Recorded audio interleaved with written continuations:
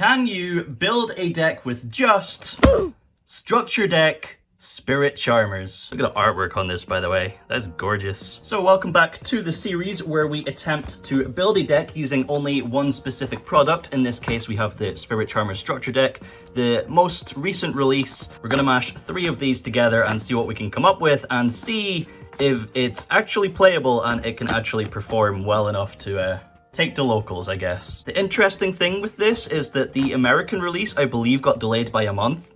So take that, Simo. I'm beating you to it.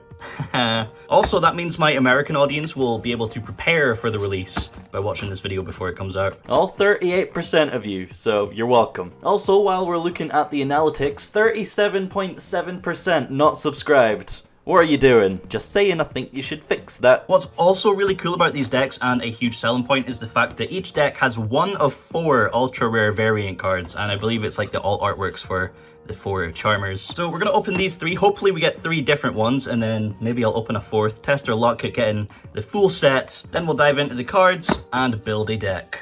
All right, I wonder if the ultra rare variant card is gonna be on the front. Super excited to get evenly matched, by the way.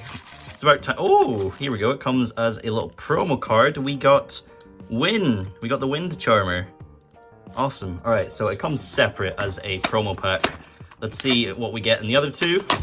Oops. And ooh, we got Hiita. Very nice. Okay, 2 for 2 so far. Come on, baby.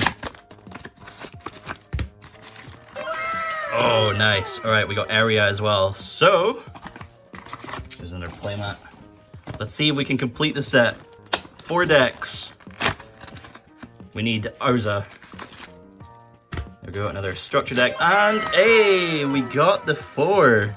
We completed the set. Look at that, that's awesome. Oh wait, how many did you get? What else is in here? Did you get 2? Oh right, you got a token. I assume all the tokens are the same, right? Question mark. Only one way to find out. Yeah, okay, all the tokens are... Oh wait, no they're not. Hey, look how cute that is. Are they all different? Win at... Aw. Dude, all the tokens are different. That's so cool. That's already gonna add value to these structure decks. So for the Hiita token, we have Hiita mopping up, I guess. I don't know, but that's super cool, man. All right, let's take a look at the playmat. There we go. I wonder if all the playmats are the same. I would assume so, right? Yeah, okay, all the playmats are the same. Wait, there's actually 5 different tokens. We're missing this token here with Eria and Hiita. All right, cool. Yo, they even got a little art gallery. This is so refreshing. Well, let's go crack them open. Dude, because the clocks have went back, it gets dark so early now, so I'm having to use the flashlight here because it's getting relatively dark at 4 p.m. And we can't use this one because that was the 4th structure deck that we opened. So we are limited to just these 3. I don't know if you actually get these in the structure deck. If you don't, that's really going to change how the whole 3 structure deck profile plays out. All right, let's crack in and get that coveted common evenly matched. That is a joke, by the way. You don't actually get evenly matched in here. They took it out and replaced it with Raigeki, I think. But hey, let's see what we have here. So, ultra rare. God, you can hardly see the name because of the flash. Awakening of the Possessed, Nefariouser Archfiend. This is Aussa's familiar beast. Then we have Awakening of the Possessed, Greater Inari Fire for Hiita. Grand Spiritual Art, Ichirin. Spirit Charmers, so we have a quick play and a field spell. The field spell is pretty good, I believe. Super rare Raigeki. Does Raigeki exist in common? Did it not come as a common in the battle packs? Interesting that this got a super rare spot. And Possessed Partnerships, we got the Trap as well. And that's all the hollows. Aussa the Earth Charmer, we got Eria the Water Charmer, Hiita the Fire Charmer, and Wynn the Wind Charmer. We got our Charmer playset. Nefarious Archfiend, Eater of Nefariousness, Jigabyte, Inari Fire, Ranryu, we have Fairy Tale Sleeper, some of the Fairy Tale cards are really nice, 1850, Fairy Tale Rella and Luna, is a very good card. Witchcrafter Golem Aruru is actually really good as well in conjunction with Spellcasters. Dark Doriado, got Pendulums, Witch of the Black Forest, Effect Veiler in here as well. Yo, got Denko Seka. There's actually so many good cards in this structure deck, it's crazy. Awakening of the Possessed, just got reprinted as a common, came as an ultra in Dual Overload. Secret Village of the Spellcasters, I mean, this is enough just to win games by itself. Spellbook of Knowledge, very cool, draw 2, Pot of Greed. Terraforming, Book of Eclipse, so Thunder Dragon Colossus isn't going to be an issue, you know, when it comes back to 1 on the next ban list, haha. Twin Twisters, very nice. Dark Ruler No More, in common. God, that looks so strange in common. Like, there's so many, like, staples in here. Unpossessed, we have Spiritual Earth Art, Spiritual Water Art, Spiritual Fire Art, Kurenai, Spiritual Wind Art, Miyabi. We have Metaverse as well as Terraforming, that's cool. Dimensional Barrier is very nice. Solemn Warning as well, jeez. Oh, okay, right, so we do actually get the upgraded Charmers with the 1850 attack in here as commons. So that's good, you're not entirely missing out if you don't pull a certain ultra. We have Eria and Hiita and Wynn. Then also, yo, we have 3 promotional cards here at the back. We have a scan here to learn the basics. Okay, I assume that's for the starter guide. Phantom Rage, yo. We also have Duel Links, I believe. Oh no, Legacy of the Duelist, yep, and then Duel Links, okay. So the more Yu-Gi-Oh games Konami releases, the fatter these structure decks are gonna get. Alright, so let's go see what we can do, put something together. It's weird that you don't get the Link monsters in here, so that is definitely something that is missing. You have to go out with the structure deck to get into those. But we'll see what we can do with this. I think it's actually going to be pretty good for structure deck standards. So let's get cooking.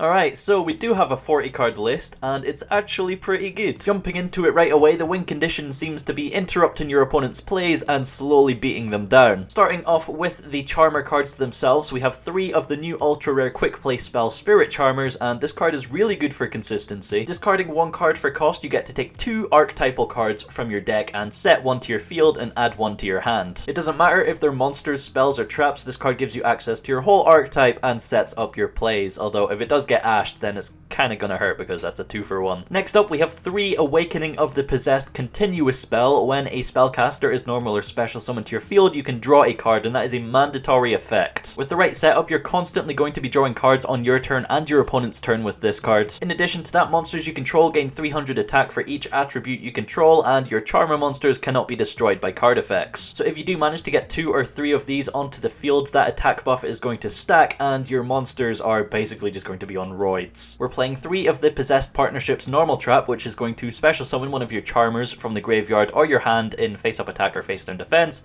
Then if you have 2 or more attributes on your field, you can pop a face-up card. So essentially you're gaining board presence, you're interrupting your opponent, and if you have Awakening of the Possessed set up as well, you're getting to draw that card. It also has a graveyard effect where you can banish it to target one of your continuous spells or traps in your graveyard and place them face-up on your field, which is why we're running 2 of the continuous trap Unpossessed. Because we're not playing any of the old actual Charmers, the battle protection is irrelevant, but your familiar Possessed monsters, the upgraded Charmers, gain 800 attack when they attack during damage calculation. If one of your monsters is destroyed by battle or card effect though, while this card is face up on the field, you get to special summon a Spellcaster with 1500 defense from your deck with a different attribute to that monster. So it is nice, but it's not doing as much for you, which is why we're playing it too, alongside the fact that it can be searched if you need it. 3 Fairy Tale Luna. This card is so nice. When it's normal summoned, it can search for a Spellcaster with 1850 attack, so any of the upgraded Charmers or just another copy of Luna. She has a quick effect where she can target one monster your opponent controls, bounce it along with herself to the hand unless your opponent sends another copy of that monster to the graveyard from the deck or extra deck. You're going to get most value out of her by targeting an extra deck monster of your opponent that you know they're not going to run 2 of, so like Boral Sword for example. Just a very good source of interruption that works really well with the rest of your deck. For the actual Charmer lineup, you don't want to run too many because by themselves they don't really do too much,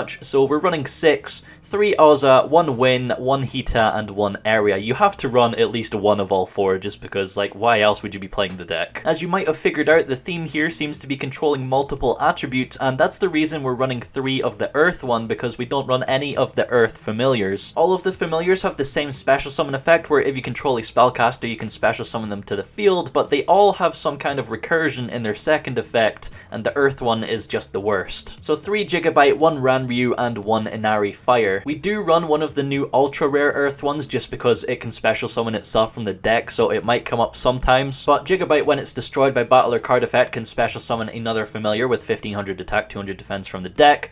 Ranryu specials one from the graveyard, and Inari Fire special summons itself back on the following standby phase. None of these are once per turn, so you can set a Jigabyte and then special summon into the Ranryu, and then special summon the Jigabyte back from the graveyard, and then go into the Inari Fire. More floats than a fucking boat. So yeah, Jigabyte's the one you want to see, if any, and that's why we're running it at 3. Moving on to the field spells, you might be a little bit curious as to why we're running these ratios of 2 Secret Village, 1 Grand Spiritual Art, 1 Metaverse, and 1 Terraforming. Essentially, you don't really want to clog up your hands on multiple field spells, and that's how the maths works when it comes to 5 cards in a 40 card deck. It gives you your best chances at opening exactly one of those 5 cards. The Charmer field spell negates the first monster effect your opponent activates, and then Secret Village obviously locks them out of spell cards. Best case scenario would be like you negate the first monster effect they activate with the Charmer field spell, and then you Metaverse into the Secret Village on top of that. You can mix and match the ratios within these 5 cards, but I feel like this combination here sort of contributes to the least redundant hands. And then finally, moving on to our somewhat generic interruption cards, and there's quite a lot of them here, so that's very good when it comes to a structure deck. We have 3 Effect Veiler as a hand trap, also a Spellcaster which can help with niche scenarios. We also have 3 Solemn Warning, which is incredible, 2 Witchcrafter Golem Aruru, which is a good form of interruption when one of your Spellcasters gets targeted, and of course a Raigeki. So that is the 40 card main deck. Obviously there is no extra deck whatsoever because we don't get any links or anything like that. To be fair, we wouldn't really play them because we don't really have a reliable way of getting any out, but we do have a full side deck. 3 Book of Eclipse, which flips all of your opponent's monsters into face down defense position. 3 Twin Twisters for back row removal, but the discard is kind of that's why it's in the side. 3 Denko Seka also for back row decks. 3 Dark Ruler No More. And finally 3 Dimensional Barrier. All very good cards. This is a very strong side deck, especially for structure decks. It is a shame that we don't have evenly matched, but honestly, without it, it's fine. So now moving on, I'm going to take it out for a spin and play some games to see how it does, and you're going to sit back, relax, subscribe to the channel, like the video, and enjoy.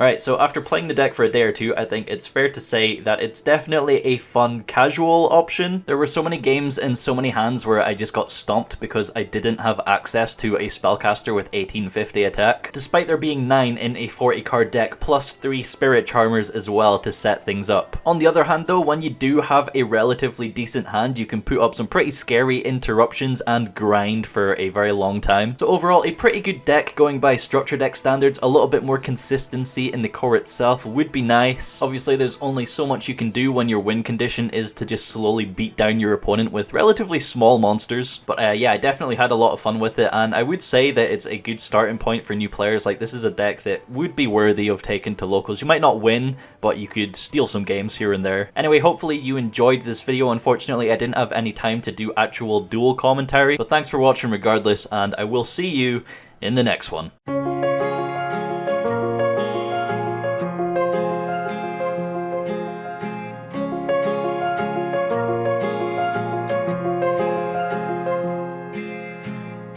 Gravel road, I've been asked to slow down. Fireplace, do you